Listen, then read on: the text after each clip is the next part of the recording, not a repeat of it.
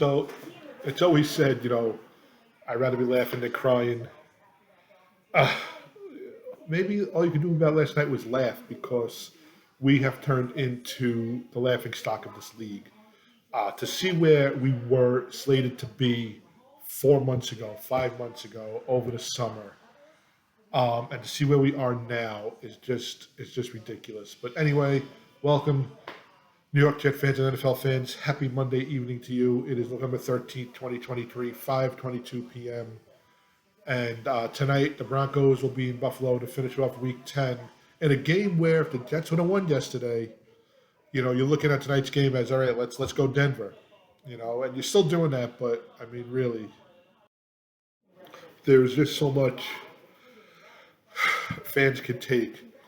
Let me tell you, I went into last night knowing it was a must-win game. I had not a doubt in my mind that they were going to come out firing, and they did. For the first time all season in 9 games, they scored on their first possession, a field goal. Okay, they actually scored in their first 3 possessions. Okay, I don't get it. The dumb penalties, the lack of communication on the field, time management, play calling. It is, you want to blame Zach Wilson because the buck stops with him and starts with him on the field. Okay, we're talking 35 possessions that the Jets haven't scored an offensive touchdown. It goes back to the freeway play that Brees Hall scored on against the Eagles. Okay, I'm sorry, no, they scored. I'm sorry, I'll correct myself. They scored on a pass from Zach Wilson to Brees Hall. I think the pass traveled 3 yards in the air, and then Brees Hall went 50 on the ground. We deserve better than this. To first of all go last week to the game, night game, Monday night game. Okay, and I'm dropping stuff here. And whether you're going to the game or you're watching the game at a bar, you're home watching the game, you're staying up late to watch the game. Okay, so to invest that time on a weekday when you have work the next day, when you have school the next day, what have you, okay, is your prerogative. Then you go this whole week knowing that with 1 or 2 touchdowns this week, you win. Okay, and you are 5-3. Okay, and you say, all right, listen, we're going to play Oakland. Oakland's coming in. They got Antonio Pierce, which I'm going to get into also in a little bit. You have Antonio Pierce as the head coach. You have, Jimmy Garoppolo that's sidelined. He's not playing. And, there's, they have Josh Jacobs and they have Devontae Adams. Devontae Adams and Josh McDaniels didn't get along, so maybe, things are turning around for him. Whatever. Okay? And you say, all right, we got Sunday night, so you go the whole week. Not only you all the week, you go all of Sunday. Okay, and you watch the teams like the Cleveland Browns come back and beat the Baltimore Ravens. Okay, when they're dead to rights to lose. Like, you have the Arizona Cardinals come back and beat the Atlanta Falcons. Atlanta is trying to make a run. You got the Lions. I mean, the Lions just a juggernaut right now. And you say, all right, listen, you got the Dolphins off, you got the Bills playing tomorrow. Early in the morning, you had the Patriots just get, humiliated to the point where Belichick is just like this on the sidelines. I've never seen him that upset. He's probably more upset yesterday than when he lost the Super Bowl. And you say, okay, and you go through the whole day. Okay, you go to church, you watch the early game, you watch the 1 o'clock game, do some stuff in the house. You have lunch, you have your Sunday dinner, and then bang, let's go. Game time. And they come out and they start playing. And they put some points on the board. Then they intercept the ball before the end of the first quarter. You say, you know what? They tighten things up. Zach making some passes, converting some third downs. And then Zach rolls out, goes down the field, he makes the leap, he gets into the end zone, touchdown. No, he stepped out on the 3. Listen, I don't blame him. He stepped out, it happens. Dak Prescott did it last week. But now you have 1st and goal. Okay? And I turned to my wife, who's watching the game, because my daughter at this point is like, I'm watching the game upstairs. It's late. It's 9:15. I got school in the morning. And I said, at 1st and goal, nothing less than a touchdown is acceptable here. Brees Hall walks right in. He doesn't even get touched. He stands up. Okay? And they're celebrating and holding on Uzama. So it comes back. And then I believe it's a delay of game or offsides or whatever. And it turns into, again, another field goal. And then, oh, another field goal. And now it's 9-3, 9-6, 9-9, and you could just see the writing on the wall until finally the defense that was stellar all day just gives up that one touchdown where if anybody else is covering the wide receiver, probably the ball's tipped, but you have the height and it's a jump ball and a touchdown. And then the Jets have a chance late in the game.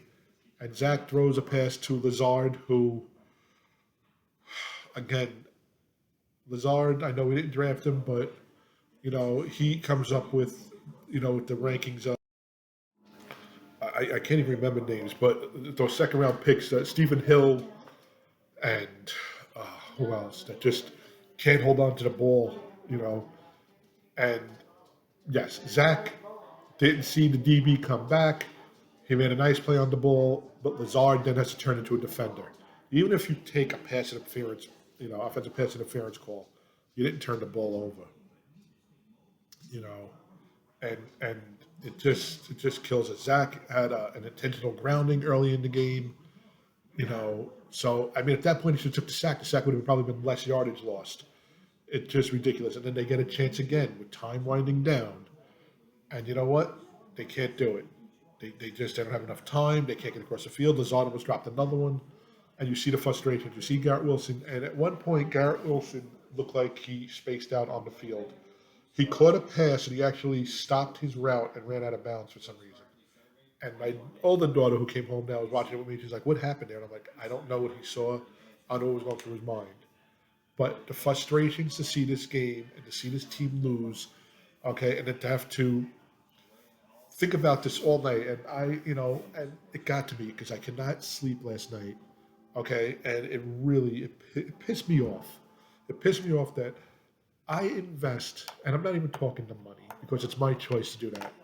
My time and effort to follow this team since 1983, okay, to arrange and rearrange schedules and days and vacations around games and around training camp and around the draft, to have a room filled with all these things that have the logo and have the team name and have the player names and figurines and whatnot in my home and in my garage and in storage. And we don't ask for much, or I don't ask for much, but I want to see it one time in my life. I don't get it. What is with this team? Okay, bottom line last night, and I'm going to read you the box score right now. And if I told you the box score without telling you the score, you'd say not bad. Okay, so Zach Wilson, 23 of 39, 263 yards, averaged 6.7 yards an attempt. He had one interception. His rating was 68.6. Garrett Wilson, yes. So this is the brain trust that's running this offense and running this team. In a game where you have Gibson that's playing very well, and you have reverses and all that, what do? You do a flea flicker where your best wide receiver throws the ball to the wide receiver who hasn't caught anything really all year. Okay, and what does he do? He overthrows him in out of bounds. Why? Why is that in your playbook? Okay, the wide receiver that's throwing the ball has the speed. Maybe make Lazard make the pass. You know what? Maybe make Gibson make the pass. Maybe make Sauce make the pass. Sauce can throw the ball too. I've seen him in pregame. I've seen him on video.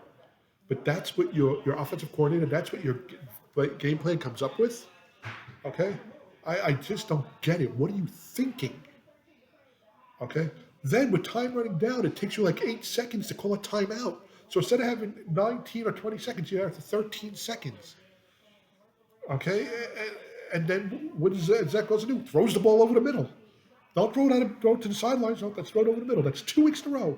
He's thrown over the middle. That's 4 times this year with the clock running down, either at the end of a half, at the end of a game, where he stayed in bounds with the pass. This is ridiculous, and it's not acceptable. It is unacceptable. I can't anymore.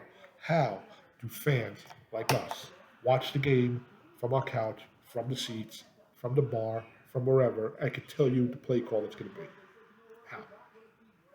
Okay, they are so repetitive. They are so I don't even know what it's called, but the team knows the next move. Okay, the team knows the next move, and that catches anybody by surprise. You know how you catch somebody by surprise when you throw in first down because you very rarely do that. Okay, I don't get it. I don't get it, and it's very very disheartening. I didn't think we were going to go all the way this year, but I said it many times in the summer after we signed Aaron Rodgers. We don't have to worry about the quarterback position. It's going to be fun. It's going to be fun to watch this team on offense. It's not because this team is not disciplined. Okay, this team, has cannot put points on the board. 10 games, 8 touchdowns. Zach Wilson has 5 touchdowns all season. I think, or 4 passing touchdowns all season. I just don't get it. I just don't get it. And to me, the kid does not look like he's frustrated. He doesn't look like it's above his head. He just is not doing it. He's not good, and he's not put in a good position. And the game is actually on NFL Network. I can't even watch it again because I'm so disgusted, so disgusted. When is it going to be our turn? When are we gonna be happy and be able to celebrate? It's just ridiculous. It is frustrating. Okay, it is frustrating for them to come out there and tell you that it's almost clicking. It's almost clicking. Well, you know what? It's week 10. How much longer do you wait for it to click? Okay, you have 7 more games to go, or 8 more games to go. You're 4-5, so you have 8 more games to go. When is it going to click? Week 12? Then what does that do for us? And these other guys out there. Oh, put in Trevor Siemian. Oh, put it. Why? At this point, why? Do you think Trevor Siemian can lead this team to wins? Maybe 2 more than Zach can? So what does that get us? What does it get us? Closer to not making the playoffs? Oh, we almost got there. You know, that was the thing with Mike White last year. Last year Mike White made a spark, and it also put turmoil in the locker room. And let me tell you, I really thought Salah was going to be the guy to come here. I thought it would take some time. First year, you know, after Gase's, era or regime, he was going to come in. He had the new quarterback. Last year they had the new wide receiver with Garrett Wilson and Sauce, and you see Brees Hall, and you see Quinnen and Quincy coming together, and you say, you know what? They're building. They're building. They're building. But I mean, this team has been building so much that if they were building a building, it'd be 500 stories. Okay, they remind me of the contractors that work on the BQE. They've been working on the BQE by Atlantic Avenue for 30 years. Staten Island Expressway. I mean, same architects building the jets that are building these infrastructures. I don't get it. I don't get it. You have second round, third pick of the draft, Sam Donald. What is he doing now? Okay, you have second pick overall, Zach Wilson. I mean, all I kept saying was, let's have meaningful games through October, and we basically did. Okay, let's have meaningful games through Thanksgiving, and the only reason why we have a meaningful game through Thanksgiving is next weekend. Okay, the weekend prior to Thanksgiving, they're playing the Bills. Okay, and then they're playing the Dolphins. That's the only reason why we have meaningful games, because there's that slight chance. But that's it. I scratch my head, and literally scratch my head thinking, how did we fall so far so fast? No contingency plan. I get it. You did not go into the season thinking you were going to lose Aaron Rodgers 4 plays into the season. You did not think that. Okay? You went into the season building the offense around Aaron Rodgers. You went into the season building your offensive strategy around Aaron Rodgers. Aaron Rodgers is not your quarterback, number one. Number two, if Lazard can't catch a pass from Zach Wilson, what makes you think he's going to catch a pass from Aaron Rodgers? You know, I swore I wasn't going to listen to talk radio today, but I had to run out to the store, and I put it on. And there was two calls that basically made me just shake my head at uh, at like how people think. Um, and one was, I'd say, a little bit legit. The first call was, you know, if Aaron Rodgers is on the field, he gets in Uzuma's face after he gets that penalty. Maybe. All right. Maybe. Okay. But again, Aaron Rodgers is not on the field. You can't say what if. Okay. You know, hindsight is 2020. I thought picking up Zach Wilson was good when we first got him. Young kid. See, he has an arm. He can throw the ball on a rope down the field. He can throw it off his back foot. But sometimes, just the play does not work out. He does not think right out there. Okay, so not what if. Okay, he's not there. We wanted Sam Darnold to be a leader. He wasn't. You want Zach Wilson to be a leader. He's not. Okay, Garrett Wilson is your leader on offense, and I'll get into that. Okay, so I'm thinking of that call. I'm like, all right, and of course, you know, ESPN showing Sauce Gardner, Garrett Wilson commercial. Okay, and then you get the next call, and you get these morons, these mamalukes who are just tough guys on the phone, and he's like, I told you guys on Friday, you got to get off the Jets. I was a Jet fan for X amount of years, and I told you that it's going to break your heart, So what about now? My Raiders beat you, so the radio host, who's a huge Jet fan, says, wait a minute, so you went from being a Jet fan all those years to being a Raider fan. Okay. Why? He's like, well, it's easier to root for a winner. Okay, now let's stop there. It is easy to root for a winner. Listen, I'm a Yankee fan. Okay? These last, 10 years have not been Yankee-like, even when they get to the Final Four. Okay? Whatever. But it's not easy to leave a team that you follow. Okay, if you want to leave your team and follow a better team, I mean, we all would have been Patriot fans, 20 years ago. So it's easier. And then to say you follow the Raiders, where the Raiders haven't been in the playoffs or haven't won a playoff game in 20 years. Okay, I think they've been in the playoffs maybe 5 or 6 years ago, but they haven't won a playoff game in 20 years. Okay, I know they won the Super Bowl in, what was it, 02? Or they were in the Super Bowl in 02 against Tampa, and they got destroyed because they didn't change their game when Gruden was their coach. So, stupidity. So I'm just thinking to myself, and again, my Brooklyn comes out, and I'm like, this dude is the guy who walks into the club, okay, and it nurses down, his fine malt, single malt, drink, with his shirt all unbuttoned and whatnot, and he waits for all the good-looking women to leave, and then he goes after an easy catch. He goes after the barmaid that's still standing there because she's the only one left because it's easy. That's what you did. You picked a short thing. So you're not a fan, okay? You go fishing in an aquarium. So like these calls just make me scratch my friggin' head, and I can't. And that's why I've stopped listening to most sports talk radio, because between that and the conspiracy theories and whatever, it's just ridiculous. I'm going to say something, okay, and people agree with me, people won't agree with me, but it's my thing. Yes, going to the games costs a lot of money. It's more than just the tickets, okay? It's more than just the PSL. Okay, it's driving 45 minutes to an hour each way. It's getting there early to get that spot so you're not circling the lot. It's tailgating and buying the food for tailgating, or it's buying the food in the stadium.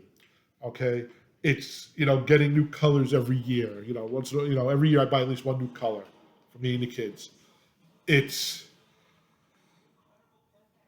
investing 6 to 8 hours for the game, okay, in the cold, in the rain, in the heat, okay, in the wind, winning, losing, whatever. Okay, so it's more than just the money. It's part of your life. And yes, in the time that I've been going to the games, I've been to 2 playoff games. Okay, I've seen probably 10 winning seasons in over 30 years. Okay, I've seen a lot of ugly, bad football. I've seen a lot of memorable plays from both our side and the opposing team side. Uh, I've seen miserable games. I sat through I think it was a 6-3 Arizona Cardinal um, Jets with Greg McElroy coming in to give us a touchdown. So maybe it was 7-3 or 7-6 or whatever. But in all those years, the one thing that keeps me going back, besides wanting to see that championship, is the memories that I've made with my family. It started going to the games with my wife, my then girlfriend, um, to my father and I, going for many many years to the point where my father started off, like we didn't know we didn't have any jet stuff at one point. We just started going to the games and then everything, we bought jet stuff. Then we started getting there early and started tilling it. We got the lay of the land and everything, to making friends next to us that came to my wedding, to my buddy getting season tickets and us going every week for a few years together, um, being on TV, meeting players, meeting Joe Klecko, meeting Mark Gastineau, um, Curtis Martin, to my girls going, to bringing my youngest daughter to her first game, to bringing my second daughter, to now bringing my daughters every weekend. And my daughter's watching the games. My daughter comes home last night, third quarter, she's like, I was listening to the game in the car on the way home. It's these things that make me proud. It's these things that say, you know, they're not forced to watch the games because dad wants to watch them. They're into it now. And that's what keeps me going as a fan. And all these pictures on my walls here, and I'm going to do a video of my room. It's a work in progress. I could tell you things that happened that day at the game. There's a picture there of my girls with Rex. We lost to the Steelers that day. I think we lost by 1 score. Okay, Rex was great. He came over. He took a picture, smiling. It was him and his wife. My girls also met Zendaya that day as well, who was a Disney star, who's now an actress, a worldwide actress. I remember that day. It was against the Steelers. Okay. Joe Klecko, Mark Gastineau. Met Mark Gastineau. He was taking the escalator with us up to our seats. Alyssa's first game there. Okay, I have the ticket and her picture. It was Mark Sanchez's first preseason game. First play that Mark Sanchez saw was a 40-yard bomb that he threw for completion.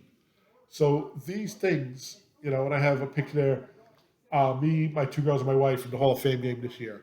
This is what keeps me going, even when the team is not playing well. And you may think it sounds selfish, but this has become part of us.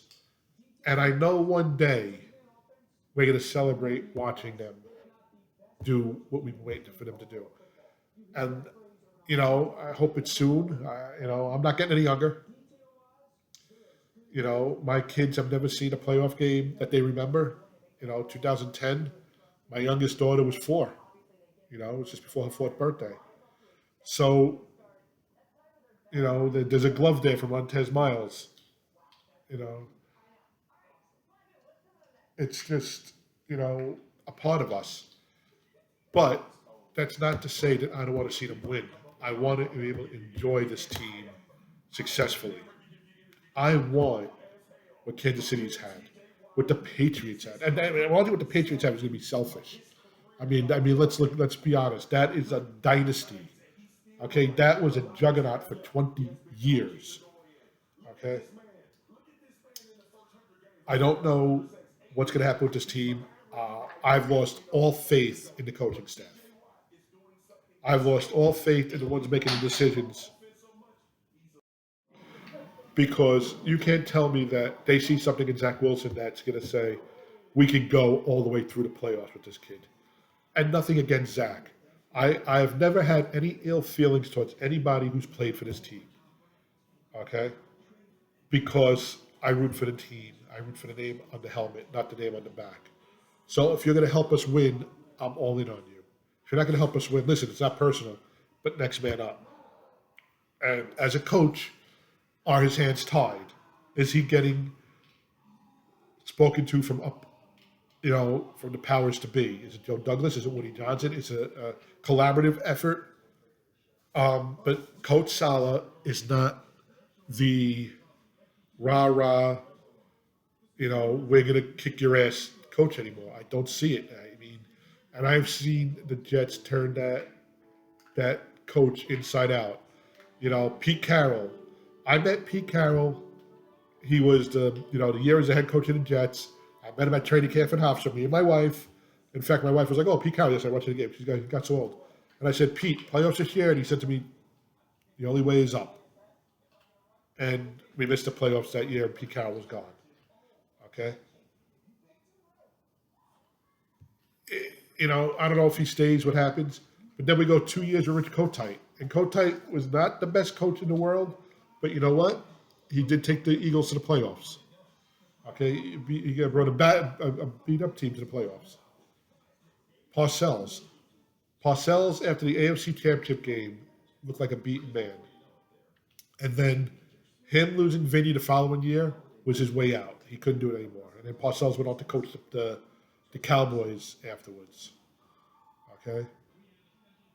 Herm, he played to win the game. Rah, rah, rah. Herm, after 4 seasons, was looking to go to KC. Mangini was going to come in. He's going to be off the Belichick tree. They got rid of Mangini. Mangini couldn't do it with Brett Favre. Okay? Rex would still be the head coach today. Okay? But there had to be a change. And after the first 2 seasons, Rex declined. And Rex's problem was Rex, his ego. And I loved Rex. I love Rex. Here, look. I didn't get this up yet. But here, me and Rex. Okay? And then after Rex, you had Bowles. And Bowles had a plan in 2015. And, we just missed the playoffs. And then Bowles declined. And then Adam Gase, from day one, just was not the guy. And then you got Saleh he's got a get-back guy, and he's played in the Super Bowl as a coach, and he knows what he's doing, and he's coming to New York, and I see a different man in Saleh. This team will do it to you, okay? This team will do it to you. There's not enough time to record myself to go through everything, everything I've seen. But I can remember just about everything. And this team eats at you because all you want to do is see them be successful one time. One time. I think the biggest, most upsetting loss I've ever been a part of. Okay, now I was upset in 98, but I knew in 99 we had it. And then Testaverde goes down and we just missed the playoffs by 1 game. I was annoyed when Doug Bryan missed 2 field goal attempts in overtime against the Steelers. But I was like, we'll come back. The 2010-2011 season, when we went to Philly after beating Peyton Manning 2 weeks prior and beating Tom Brady and the Patriots the week after, there wasn't a doubt in my mind that we were going to the Super Bowl that year. And if we make one play in the first half, we go to the Super Bowl. And I remember I was probably just short of tears. And I said, do you know how hard it's going to be to get back here? And we haven't been back close since then. One season, we were within 1 game of the playoffs, but haven't been back close. And that hurts. Because I know I'll be watching the game tonight rooting for Denver. And I know next Sunday at 4 something, I'll be watching Jets Bills. And I know day after Thanksgiving, my birthday weekend, 3 o'clock, I'll be there Black Friday. And I've sat through 1 to 15 and sat through 3:13. And I'm not trying to make everybody feel bad for me and say, oh, look at that good. But something has to give. Okay? The choice has to be made to bring in a coach who is going to turn it around. I don't want these one year wonders. Oh, look, he was a defensive coordinator. We're going to make him a head coach. He's going to be the new so-and-so. I don't want that. Okay? Give me the coach that was a head coach before. Remember when, Parcells went team to team? Or remember when, Pete Carroll went from the Patriots to San Francisco defensive coordinator. These coaches got nurtured and got experience and then took over. You don't get that anymore. You go, let's take a coordinator who has no friggin' coaching experience whatsoever and make him a head coach.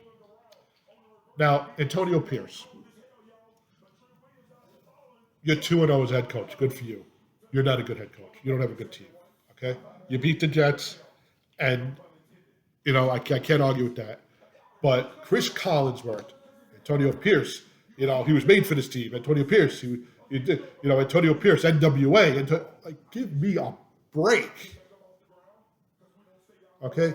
They were under the dictatorship of Josh McDaniels. They didn't like him. There's a breath of fresh air. That's all this is. Okay?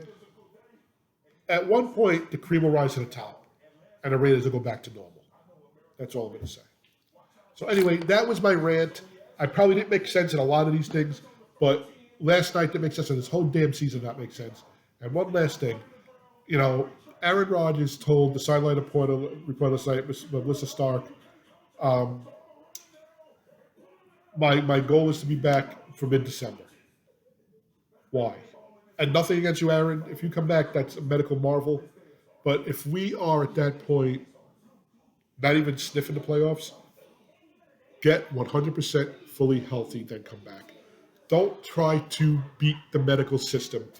Don't try to beat Western medicine. I want you at 100%. Even though you at 60% is better than Zach at 100%, I want you at 100% because at your age, we cannot afford this to happen again. And Joe Douglas better have a contingency plan for next year as well. And you know what? Maybe we're looking for another coach. But that's another story for another day because I think the coaching regime right now is based on what Aaron Rodgers wants for the near future because that's going to decide if Aaron stays or not. Listen, we're going to take off. Reach out to us. You can tweet us at the Jets Takeoff on Twitter. That's our Twitter handle. Email us at thejets_takeoff@gmail.com. Follow us on YouTube. The Jets Takeoff. I'm sorry. The Takeoff is the account. The Jets Takeoff is the channel at the Jets Takeoff, I should say.